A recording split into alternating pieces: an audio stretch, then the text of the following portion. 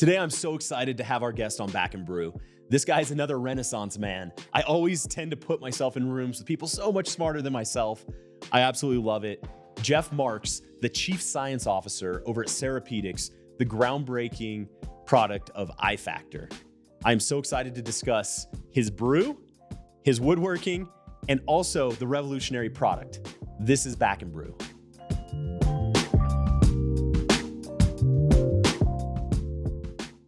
So Jeff Marx, Chief Science Officer of Cerapedics, the revolutionary company that created iFactor.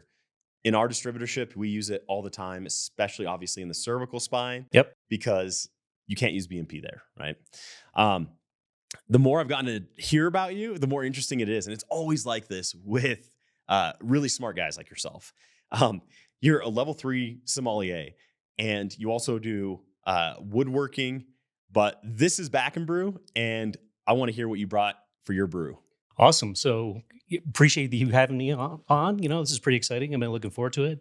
So I thought it'd be fun to bring a sake. None of your previous guests have brought one, so I was excited about that. Before I tell you about it, what is your experience with sake? Tell me about, what do you think about it? What have you had? And I want to understand your expectations and hope I can change them a little bit. I love it. It's my favorite thing to drink if I'm going to drink or sip on. No, I don't. I'm just kidding. I hate sake. Yep. I want to try it though, because I've had some that have completely changed it, right? So I'll say I love certain types of sake. My wife loves sake, so I try a ton of them. Yeah. And there have been a few that I've really liked. Yep. And that's why I was so excited when you told me that you were bringing a sake. I'm like, something that is probably my lowest category, but when it's done right, or at least to my taste, I love it. Awesome. So yeah, tell me a little bit about it. So sake is a really interesting thing, right? So it's brewed. We refer to it as rice wine, but it's really more like beer in terms of how it's made. And in learning and approaching sake, there's a couple interesting, simple things to learn. This is a Junmai Ginjo. So that is the categorization of this. So Junmai means that it's made with only 4 ingredients. So it's rice, water, koji, which is a mold, and then yeast. So you start with the rice, and one of the cool things is, like anything that you make, the ingredients matter, right? So depending on where in Japan the rice is from, depending on the season, et cetera, and the water they use, all of these things affect the flavor. But ginjo refers to how much the rice is polished. So when they start to make sake, they take the rice and then they tumble it. And as rice grows, each of the individual kernels grows in layers. And as you come out, the outer layers get sort of less and less pure. And so they tumble them and they grind off the outer layers. And the more of the rice they grind off, it obviously drives their costs way, way up.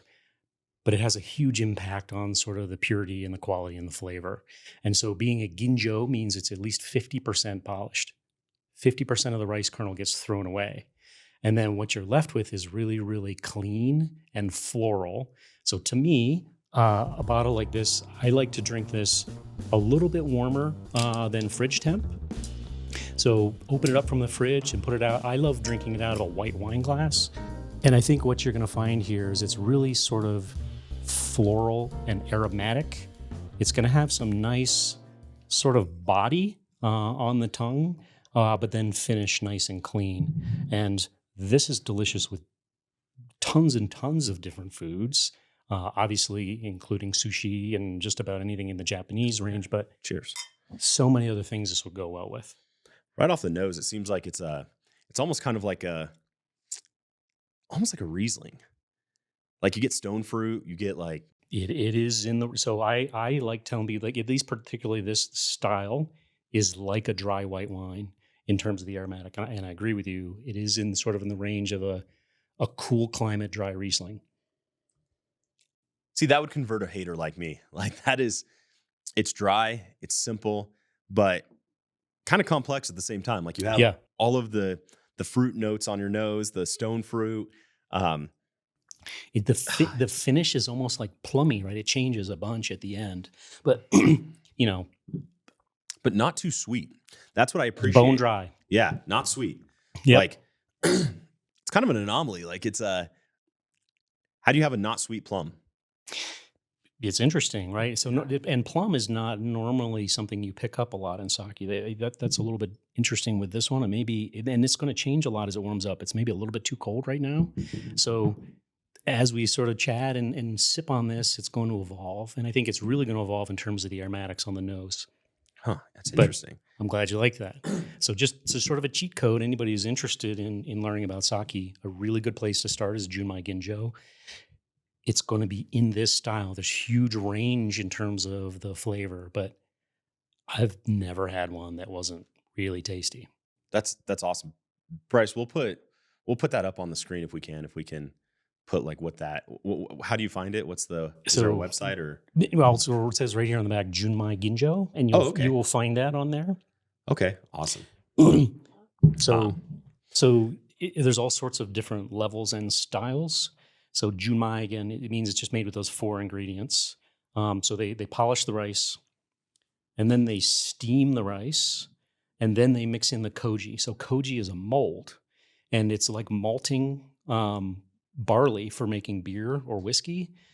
It starts breaking down some of the complex polysaccharides into things that the yeast can then digest into alcohol. And depending on how long you do that, how intensely, will have huge impact on the flavor. Then they add yeast and ferment it, press it out, filter, and boom, you're done. That's awesome. So that's really interesting. You're more interesting. What makes someone who's, I'm sure you're flying all over the country. I'm sure you're extremely busy because iFactor has blown up everywhere. How do you find time and interest to acquire the level 3 sommelier accreditation?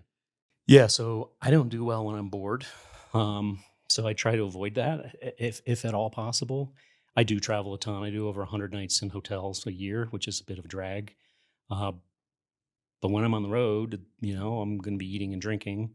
And so that's a perfect opportunity to try a lot of different things. And, I really became interested in wine initially because I was taking surgeons out to dinner. Surgeons tend to enjoy good wine, and a lot of them have tons of experience and maybe even have a big collection at home. So early in my career, I was working for a smaller company. We didn't have a big budget, and so I had to try to find wines that would be appealing and interesting to these guys and not break the budget, as a smaller company. And so I started exploring different regions of the world, trying to find where the values were. And that's still kind of my passion, is trying different grapes in different regions and things that people haven't picked up on. Sometimes they eventually figure them out and the prices go up. And so, Australian Shiraz was the first thing I found that just completely blew my mind. And at the time, this is a couple decades ago. Yellow. That was like Yellowtail. Yeah, It's kind of one of the bigger Yellowtails. ones. Yeah, that's a big production. That's a big production winery. So maybe not the best quality, but it's very, very drinkable. And I think they do a great job for that price point. But I realized that as I learned a little bit more about wine, it really enhanced my enjoyment, and it really helped me be able to find things that other people would find interesting. And so 4 or 5 years ago, I just decided to start studying formally, and I did so part-time. I actually didn't tell my wife I was doing it at first. The first course I did was levels 1 and 2. And so I was mostly doing it while I was traveling. I was doing the studying and the tests and most of my tastings. Occasionally she would catch me with a different bottle of wine in my home office than we had out in the kitchen. But eventually, so I finished that and I told her, and then I let her and my mother-in-law participate in the tastings when I was working on my level 3, which was a lot of fun. That's awesome. And that's it seems like if I'm going to sit down with a surgeon and my pitch is all around biologic, right away when it's biologic, wall goes up. It's all the same. Yeah. The only thing that's different is BMP. Yep. That's in their mind, right? So is what I love about this is that this probably was an opportunity for them to learn that was much more approachable Yeah. than a biologic, to where you sit down and this is the first thing that's going to hit the table is a drink. And for them to be able to be educated by someone on the drink, I'm sure that just had to lower any walls that were up for the initial conversation. Yeah, a lot of that sort of resistance and barriers come down because you're connecting about something you both care about, right? And when they see that you're passionate about something that they're passionate about, they're interested in learning more, right? It just really opens up the dialogue. You're 100% correct. What do you do in Utah? In Utah? I'm Yeah. just kidding. There's some wonderful surgeons out there. I absolutely, I've met a handful, and they've all been awesome guys, and from a technical standpoint, Yeah. great. Um, so now, kind of go into the science behind, and sorry, don't go into the science. Go into the evolution of you and the company Cerapedics, Yeah. because you've been there. You said for 11 years, It was so you were 11 there years this year. Yeah. It's been a while. close to the beginning, before the FDA approval went through, Yeah. everything. So kind of walk me through the evolution of Cerapedics and your role at Cerapedics. Sure. So I actually knew about iFactor and Cerapedics long before I joined. So I spent a big chunk of my career at Orthovita and then Stryker post that acquisition.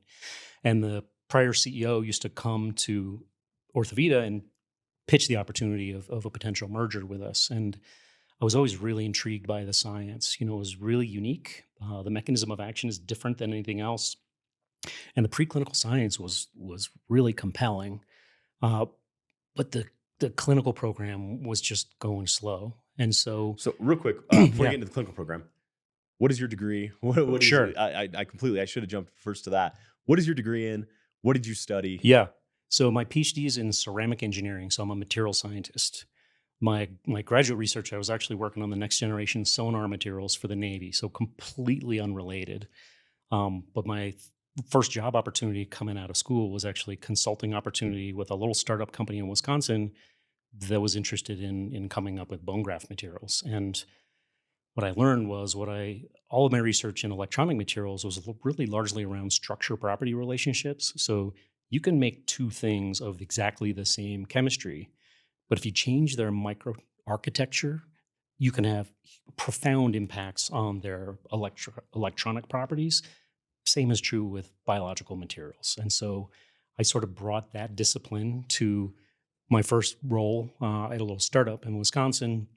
I was there for 4.5 years, and I was recruited to join Orthovita. So I joined Orthovita in 1999, dating myself here. But there I sort of helped lead taking VITAS from the lab bench to the market. So I spent time at FDA teaching them how to think about biologic bone graft materials. Later, was exposed to the Cerapedics and iFactor. When I had the opportunity to join, I was pretty excited about it. And so we finished off the cervical trial, worked our way through the FDA process. As a class 3 drug device combination product, having to do an IDE, investigational device exemption, FDA clinical trial, followed by PMA, pre-market approval review process is pretty onerous. We have an amazing team, and so I was surrounded by fantastic people who were able to get this done. We got that done, launched. We've had some tremendous success, as you've described, and are continuing to do so. Really excited about the next phase where we've developed the next generation version of the product. I'm almost 11 years into this project now. We did another clinical trial, and we're inching our way towards FDA approval of that. That's really exciting. Again, especially for a distributor that really does believe in the product and the science behind the product. So let's go into the science of it. So first breakdown, because we have a lot of companies that are like, they'll have cellular allografts. They'll be like, oh, we run a study against BMP, against Infuse. And you're like, you're just a 510K, right? So let's break down the individual classifications of biologics in spine for fusion. Yeah, there's really sort of 3 principal pathways to market. And I'll sort of do them in order from least burdensome to the most. So at the bottom of the pyramid are what we call HCTPs, or human cellular and tissue products. So in the Code of Federal Regulations, Section 361, so if you're ever having a hard time getting to sleep, go ahead and pull that out and give it a read. That describes the requirements for an HCTP. So something to be an HCTP has to be minimally manipulated for homologous use. And this is the one that most people aren't aware of. It cannot rely on the metabolic activity of living cells for its primary function. So if a company wants to sell 100% DBM with no carrier, can sell chips, anything in that range, they can look at those requirements, determine that it meets them. They inform the FDA that they're going to start selling that product, and then they're going to follow the FDA guidance documents. So there's no FDA review, pre-market review for safety or efficacy, but they have to follow the guidance documents for safety, et cetera. all of the cellular allograft materials are currently being marketed under that. And, the FDA has informed these companies a number of years ago that they're not certain that that's the right pathway. Maybe that'll change in the future. I don't know. But for now, that is the pathway with those products. Why do they go to that lowest pathway? It's self-determined. So it's allogeneic tissue, and they claim it's really up to them to determine that. So FDA has the opportunity; they can audit them, they can look at their manufacturing and quality control and those sorts of things. But because there's not a process for pre-market review for safety and efficacy, that's sort of what it is. It doesn't make a lot of sense to me, but I'm not the one making those rules. So, and I assume that's probably a lower cost to get to market through that pathway.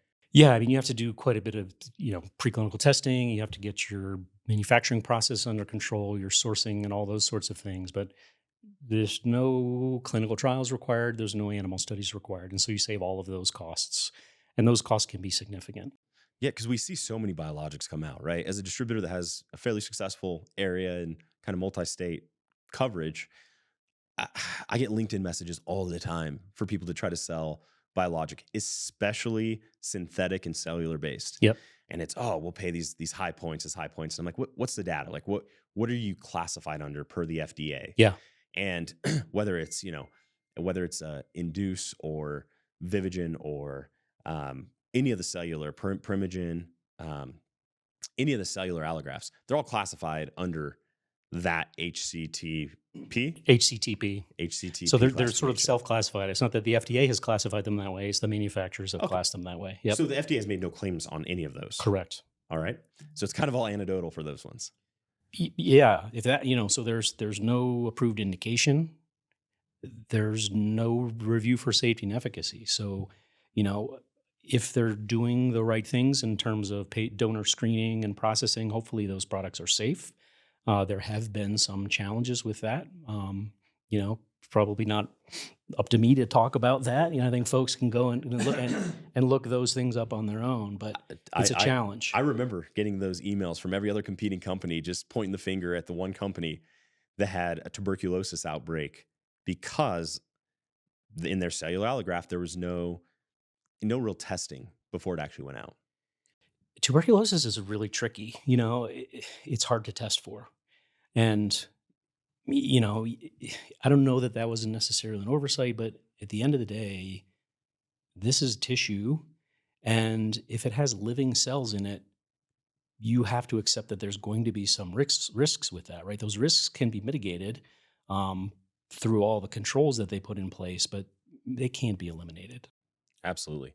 So go ahead and go to the next. That's the lowest category of approval or of pathway to get to the market in the U.S. What's the next level? So the next level up is what we call a 510K. So in 1976, when the FDA passed the Food and Drug Act, they created the FDA, and they created pathways for approval for drugs and devices, et cetera. And at that point, there were tens of thousands of products already on the market, and they were sort of grandfathered in.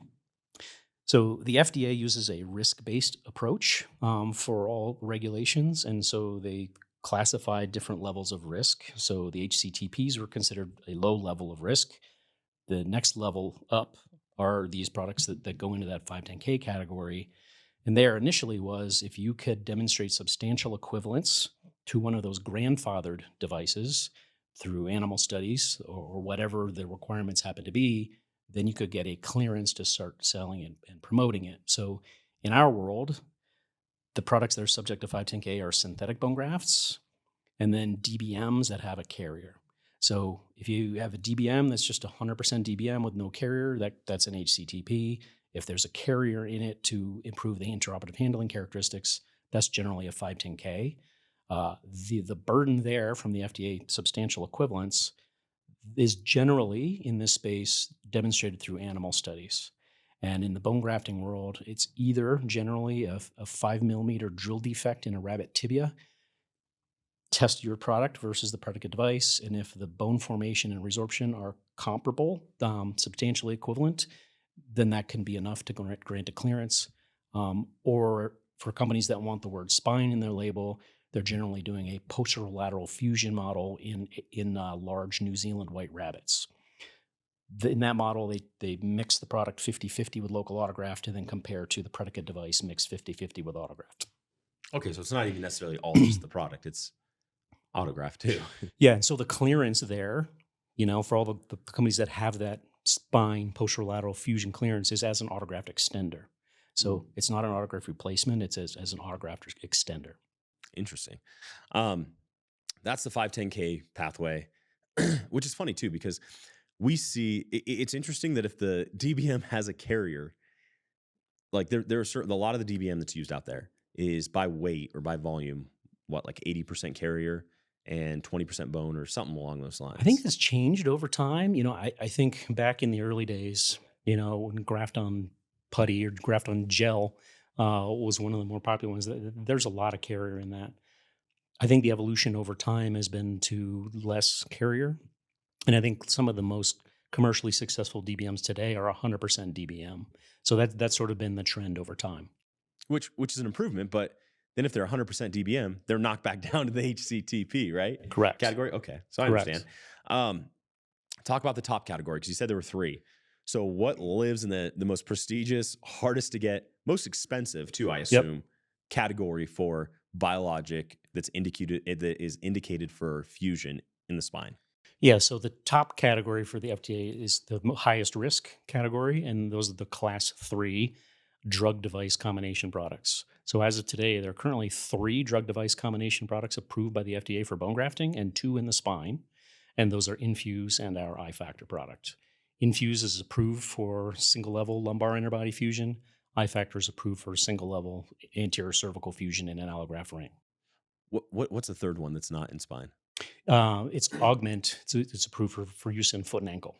Oh, so it's cement then, kind of, or No, it's a drug device combination as well. It uses a synthetically produced PDGF, platelet derived growth hormone, and that was studied in a foot and ankle fusion study.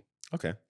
So now break down the difference of the mechanisms of operation or the mechanisms of use for I factor relative to infuse. So I'll have you do infuse first because it's the most Sure. widely known Yeah. and frankly kind of the gold standard in a lot of surgeons' minds. Yeah, Infuse is an extraordinarily powerful bone forming agent and has frankly changed spine. I think surgeons are able to have much more success in a lot of procedures that they wouldn't have been able to do prior and in patients that they would have really been, struggled with.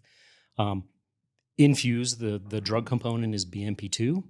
So BMP2 is one of the TGF beta superfamily proteins, and it does thousands of different things biologically, from before the sperm meets the egg until death. But one of the things we understand best is it can help trigger mesenchymal stem cells to differentiate into osteoblasts and form bone. And their FDA clearance was based on an IDE clinical trial in single level ALIF in the LT threaded fusion cage. BMP2 is principally a morphogen, and it will help convert mesenchymal cells into osteoblasts to form bone. iFactor, the P15 peptide, is enormously different. So the drug component is this little tiny 15 amino acid peptide, and the P15 peptide is a synthetic replicate of the cell attachment domain of type 1 collagen. So all of our connective tissue cells or connective tissues are principally derived or made up of type 1 collagen. Collagen is a triple helical molecule, and 2 of the 3 branches in the chain contain this 15 amino acid segment within a broader section that we call the cell interaction domain of collagen. So the cell interaction domain is really important in signaling cells arriving into a site of injury and or remodeling. It's the first thing that tells those cells what to do. So all of the cells that we're interested in for bone formation, so undifferentiated mesenchymal cells, pre-osteoblasts at each of their stages of differentiation, and fully differentiated osteoblasts, they all have surface receptors on their membrane that is actively looking for this P15 sequence. And we have the P15 peptide manufactured for us by a drug manufacturing company 40 minutes from here, in our manufacturing facility. We manufacture the calcium phosphate particles that go in iFactor, and we chemically ionically bond the peptide onto the surface of those particles. So when those are implanted into a patient, The cells coming in that are actively looking for that P15 sequence will find it in that implant site, and it will attach and activate those cells and accelerate new bone formation. So you can think of it like those P15 peptides being like keys, and you plug some of those keys into those surface receptor locks, and it turns those cells on to perform their genetically programmed function. And that function is that cell itself making bone, as well as starting to produce BMP2 and other cytokines to bring other cells into the site. So there's a couple of fundamental differences. One, the P15 peptide has to be bound onto a surface in order to work. So there's no action at a distance. So it's not chemotactic and it's not a morphogen. So it is not triggering cells to differentiate. However, that activation process with a mesenchymal cell will drive it down that pathway. So, it's a very powerful native biological mechanism of action. But one of the important things to understand is in our native collagen, so you have these triple helical molecules. Those are wound together in the form of collagen fibrils. Those fibrils are wound together in the form of fibers. And those fibers go into these complex structures of our tissues, bone, etc. So the P15s that are in those are basically buried down inside of that structure. So there's basically no bioavailability unless that collagen is torn and they're exposed, or it's cleaved by collagen during a remodeling process. Okay, so so kind of what I'm hearing from this is that Infuse grows bone in any area that has mesenchymal stem cells, correct? It If you put it in a muscle pouch, Yeah. cut open my arm and you put some BMP in there, it would grow bone, most likely. Yeah, so the classic definition of osteoinductivity comes from the work of Marshall Urist, really the amazing guy, orthopedic surgeon and basic scientist. He was the one that discovered that if you take bone from an athymic rat and you demineralize it with acid and you implant it in a muscle pouch or subcutaneously, it will grow bone where you don't expect bone to form. He called that bone formation through autoinduction. That was later simplified, and now we say osteoinductivity. So DBMs will do that in an athymic rat. I'm not aware of any evidence showing that that happens in humans because the amount of BMP in DBMs is incredibly tiny. But BMP will form bone in an ectopic site in an animal as well. And so that can be somewhat problematic, right? And I know Medtronic got their hands slapped in the early years of use of Infuse, right? Can you kind of talk about that a little bit, or? Yeah, I'd like to be careful in my discussions about that. That's I think the safety profile of Infuse has been hotly debated and will continue to be debated. It's an incredibly powerful bone forming agent. It's been shown to be safe and effective in the FDA IDE clinical trials, but for sure, there's some pretty well understood drawbacks in its safety profile. Ectopic bone formation being one of the one that's perhaps most frequently seen and discussed. That's always been, I can just speak from my personal experience, nothing for you, but that has always been the hesitancy to use BMP or Infuse in the cervical spine for any of my surgeons, is that they all look back to like, yeah, it grows bone great, but sometimes it doesn't stop, or it grows bone in the wrong area. Yeah. And that's why, honestly, a lot of them were really excited about iFactor, because the IDE study was done in the cervical spine, and it had a safety arm to it, which was fantastic. Yeah, in our IDE study, it's pretty interesting. So if you look at the safety profile, so in our study, the patients were randomized 1-to-1. They either received iFactor as a standalone bone graft inside an allograft ring, or they received local autograft. At the end of the study, the safety profile was the same in both arms, meaning that iFactor is as safe as local autograft in single level cervical fusion. So that's a pretty powerful, situation. We've got tons and tons of clinical experience across the world. In the U.S., our approval is for single level cervical fusion. We're getting close to finishing, and the new study with the new version of the product in single level TLIF, and hopefully soon we're going to be able to start talking about what we see in the safety profile there as well. So something that I'll always ask people the tough questions about a product, the handling of iFactor. That's what was the initial pushback, and that was honestly the learning curve that I had to walk through with the surgeons. Of this handles horribly like, it's funny. Initially, Cerapedics was like, don't say it that way. Don't say that. I'm like, no. You'll get more business with me Yeah. being honest than me saying, oh, maybe it's something wrong you're doing. Yeah. And now we've been able to, add it to other carriers that help hold it together and still remain cost efficient, relative to the use of BMP in that area. Yeah. The price of BMP keeps going up, and iFactor Cerapedics really is great at working with the individual facilities to make sure it makes sense for them financially. Yeah. And that's something I've really appreciated working with Cerapedics. Yeah. So, like I say, certainly based on our cervical of the IDE study, the efficacy and safety are fantastic, but the handling properties definitely leave quite a bit to be desired. So one of the first things that I did when I joined Cerapedics initially was recognizing that challenge. And let's talk about what that challenge is and why. So when we manufacture iFactor putty, we manufacture calcium phosphate particles. We ionically bond the P15 peptide onto it. And then we manufacture a hydrogel carrier. So those coated particles go into that hydrogel carrier. We fill a syringe with it, so it's pre-formulated, ready to go. And then we sterilize it in-house using an overpressure steam sterilization process. So it makes it really easy to use it. So you can just open and squirt it in, squirt it into your allograft ring for your single level cervical fusion. Of course, that's what I meant. And when it's contained like that, it's great. And so that's why we developed what we've been calling P15L, is sort of the experimental name. So rather than that water-soluble hydrogel carrier, we have a bovine collagen carrier. And because it's an IDE and a PMA, and we had to go back to the drawing board, we just started over and re-engineered everything from scratch. So the calcium phosphate carrier in the new P15L product, they're slightly larger particles. They have more surface area and porosity. And we changed the process by which we bind the peptide to it. So P15L will arrive in the OR as a dry, sterile strip.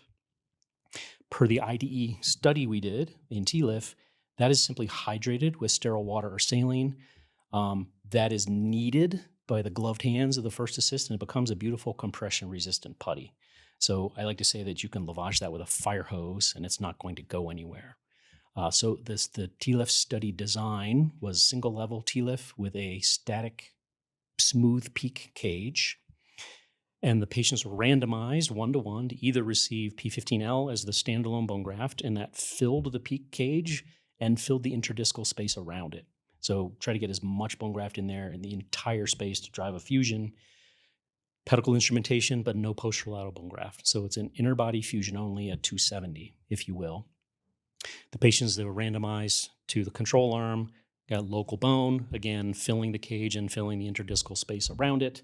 If there wasn't enough, that could be supplemented with cancellous chips. So we are awaiting the final patient at 2 years.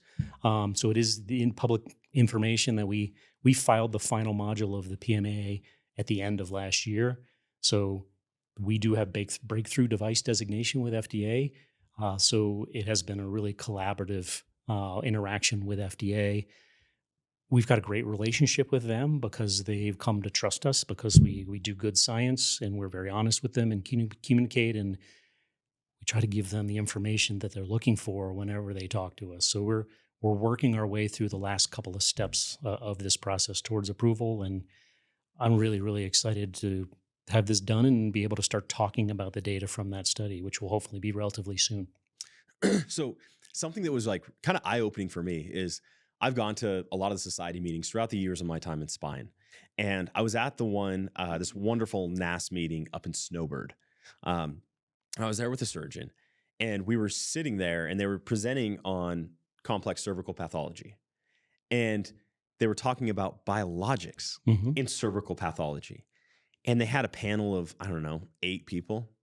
And so many of them were along the lines of, they're like, well, yeah, my hospital cares about price, so we use iFactor.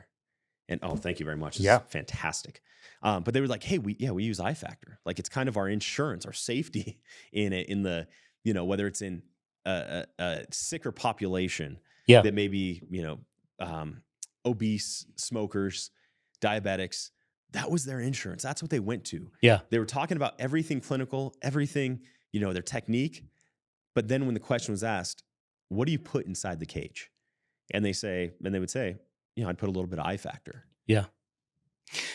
It's really interesting. So spine continues to evolve and the patients continue to evolve, right? So as our population is aging and wanting to be more active as we continue to age, all of our surgeons' patient populations are getting more challenging, not less. And you name the primary risk factors to pseudoarthrosis, right? Smoking, diabetes, and obesity. So most clinical trials are done with the idea of getting an FDA approval so you can begin marketing it. And that was absolutely the goal, one of the goals of our TLIF IDE study. But at the end of the day, we really believe we have a unique technology that can have an enormous impact on not just the patient's lives and livelihoods, but surgeons' ability to help them out.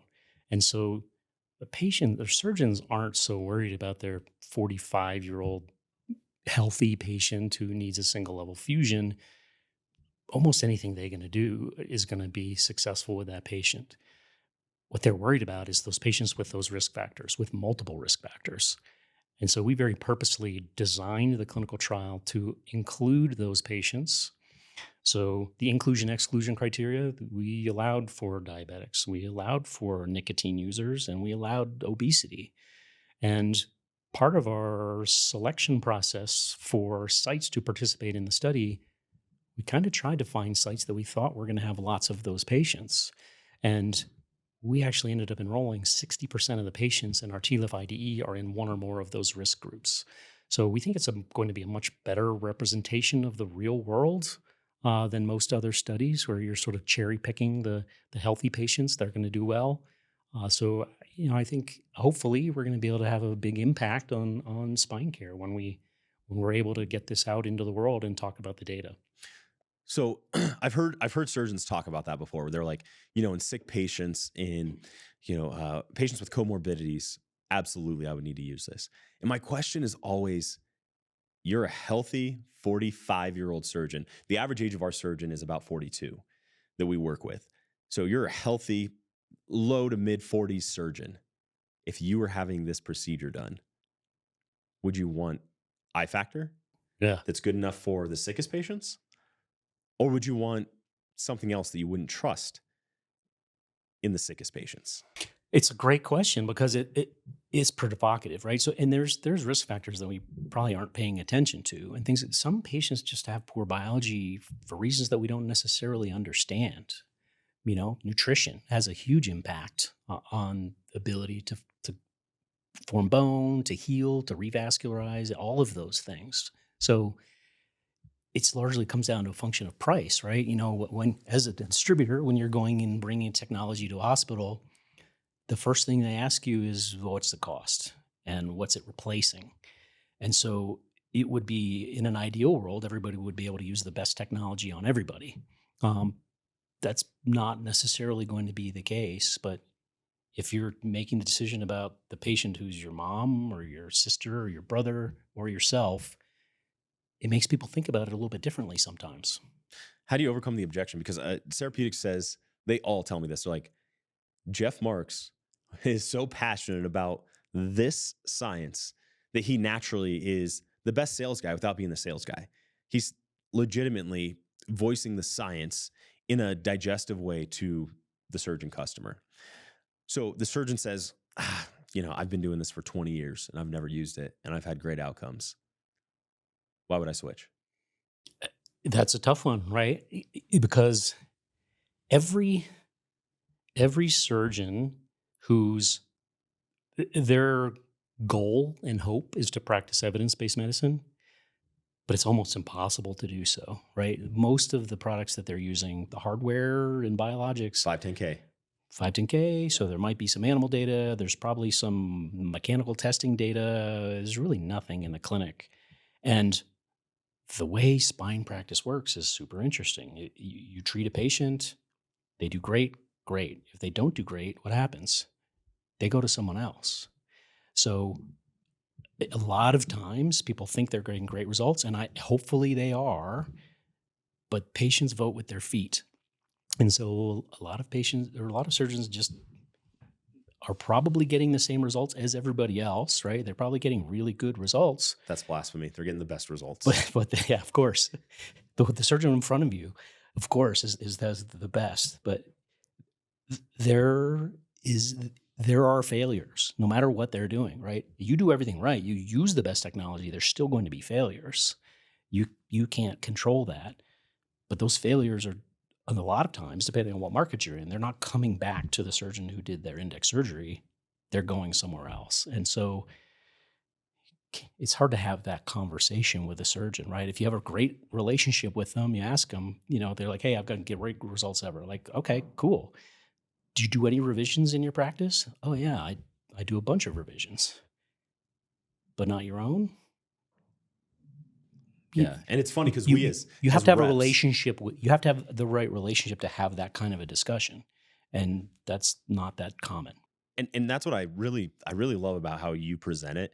Is it starts with sake and an opportunity to learn, and you're passionate about imparting knowledge to other people, even if it's not, I dogmatically know this. It is, we have seen this.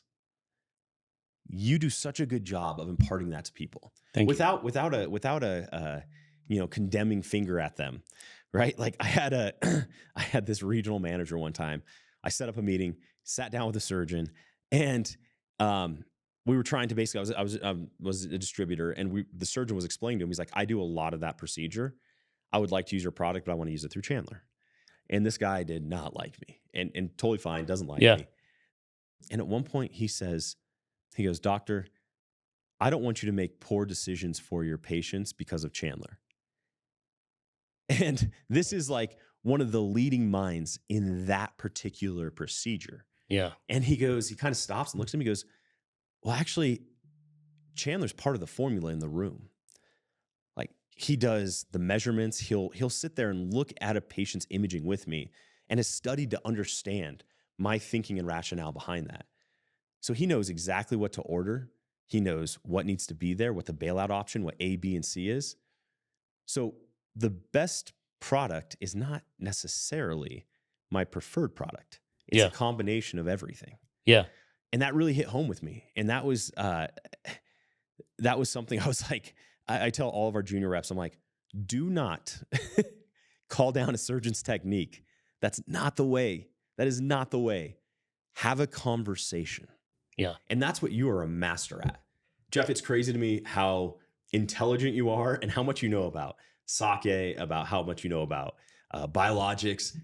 You are also a professional or passionate, I should say, woodworker. I've seen some of the videos on your YouTube channel. What's your YouTube channel called, by the way? It's just Woodworking with Jeff Marx. Woodworking with Jeff Marx.